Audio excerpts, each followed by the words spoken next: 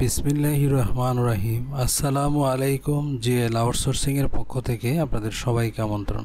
তো আজকে আমরা দেখব কিভাবে কম্পিউটারের আপনি ব্যাকআপ নেবেন এবং রিস্টোর করবেন। তো এখানে আজকে আমি সি ড্রাইভটা ব্যাকআপ নিব, অর্থাৎ কোনো কারণে যদি আমার কম্পিউটারটা কোনো সমস্যা হয় তাহলে যেন আমার যে সফটওয়্যার সেটিং যেগুলো আছে সেগুলো আবার আগের অবস্থায় যেন আমি নিয়ে আসতে পারি। তো দেখেন, এর জন্য আমি কন্ট্রোল প্যানেলে গেলাম। তো এখানে দেখেন ব্যাকআপ রিস্টোর অপশনটা আছে, এটাতে ক্লিক করলাম। তারপরে দেখেন এখানে একটা অপশন আছে ক্রিয়েট এ সিস্টেম ইমেজ, অর্থাৎ আমি ইমেজ তৈরি করব। আবার আপনি ইচ্ছা করলে ব্যাকআপও তৈরি করা যায়। আমি ইমেজটা তৈরি করে ফেলবো, ইমেজ দিয়ে ব্যাকআপ নিব। তো দেখেন আমি এখানে ক্রিয়েট সিস্টেম ইমেজ এখানে ক্লিক করলাম। তো দেখেন এখানে আমি যে ব্যাকআপটা রাখবো সেটা আমার এখানে দেখেন ডি ড্রাইভ ই ড্রাইভ আসছে, অর্থাৎ সি ড্রাইভের ব্যাকআপটা আমি ডি ড্রাইভ অথবা ই ড্রাইভে রাখতে পারবো। তো দেখেন আমি দেখাচ্ছি আমার ড্রাইভের কি অবস্থা, অর্থাৎ এই যে আমার সি ড্রাইভে যে সফটওয়্যার যে উইন্ডোজ যেগুলো আছে সেগুলো আমি চাচ্ছি যে আমি এখানে আমার ডি ড্রাইভ আছে, আমি ডি ড্রাইভে রাখবো, কারণ এখানে মোটামুটি এখানের যে ব্যাকআপের জন্য মোটামুটি একটা স্পেস লাগবে। আমার 103 জিবি ফ্রি আছে, তো আমি ডি ড্রাইভে রাখবো।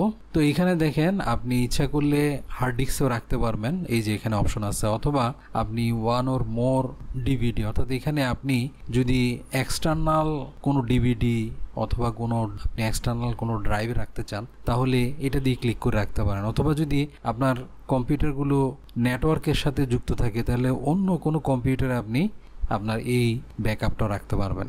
তো আমরা এখানে এই ডি ড্রাইভটা সিলেক্ট করলাম, ডি ড্রাইভটা দিয়ে আমরা নেক্সটে ক্লিক করলাম। নেক্সটে ক্লিক করলে দেখেন আমার এখানে এই সি ড্রাইভ এবং সিস্টেম রিভার্স এই দুইটা জিনিস কিন্তু অটোমেটিক সিলেক্ট হয়ে গেছে, অর্থাৎ আমি চাচ্ছি যে এগুলো আমি কি করব ব্যাকআপে রাখবো। তো এইখানে দেখেন এখানে আমরা যেহেতু ডি ড্রাইভে ব্যাকআপ রাখবো এই জন্য আমাদের অন্য যে ড্রাইভগুলো আছে যেমন সি ড্রাইভ ই ড্রাইভ এগুলো দেখাচ্ছে। তো দেখেন আপনি ই ড্রাইভটাও কি করতে পারেন ব্যাকআপ রাখতে পারেন, কিন্তু দেখেন এগুলো কিন্তু আপনি আনচেক করতে পারতেছেন না, মানে এগুলো কম্পালসারি আপনাকে ব্যাকআপ নিতে হবে। অর্থাৎ আপনার যে উইন্ডোজের যে সফটওয়্যার বা যা কিছু আছে সবগুলো কিন্তু এগুলো অবশ্যই নিতে হবে ব্যাকআপে।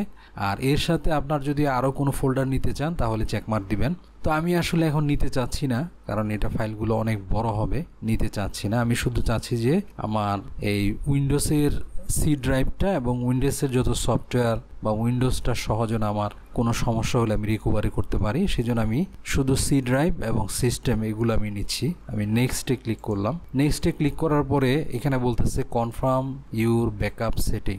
তো দেখেন এখানে বলতেছে যে আপনার ডি ড্রাইভে আপনার এই ব্যাকআপটা আসবে এবং এটার জন্য 84 জিবি আপনার দরকার হবে এই ব্যাকআপটার জন্য। তো দেখেন আমার এখানে 103 জিবি আছে, এটা 84 জিবি লাগবে, এটা এখানে বলে দিছে। তো আমি স্টার্ট ব্যাকআপে দিয়ে দিলাম। তো এটা একটু সময় লাগবে হইতে। তো দেখেন আমাদের এই ব্যাকআপটা হয়ে গেছে, এখানে একটা পপ আপ মেসেজ আসছে। আমরা এটাতে বলছে যে do you want to create a system repair disc, আমরা এটা করতে চাচ্ছি না, আমরা নো দিলাম। তারপর এটা হয়ে গেছে, ক্লোজ দিলাম। তো দেখেন আমরা ডি ড্রাইভে ব্যাকআপটা রাখছিলাম, তো এখন আমরা দেখতেছি যে উইন্ডোজ ইমেজ ব্যাকআপ এটা আসছে। আমরা এটার ভিতরে যদি দেখি কন্টিনিউ দিলাম। তারপরে দেখেন এখানে আমরা যদি দেখি এই যে এগুলো ব্যাকআপ ফাইলগুলো এখানে আছে। তো তাহলে দেখেন এভাবে আমাদের ব্যাকআপ ফাইলটা তৈরি হয়ে গেছে।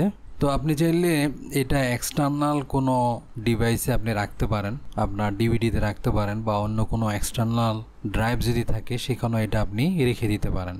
পরবর্তীতে আপনার উইন্ডোজ যদি কোনো সমস্যা হয় এটা দিয়ে আপনি আপনার রিস্টোর করতে পারবেন। তো তাহলে আমরা দেখলাম যে কিভাবে আমরা এই সিস্টেম ইমেজটা ক্রিয়েট করব, অর্থাৎ এই ব্যাকআপের জন্য আমরা কিভাবে সিস্টেম ইমেজটা তৈরি করতে পারবো।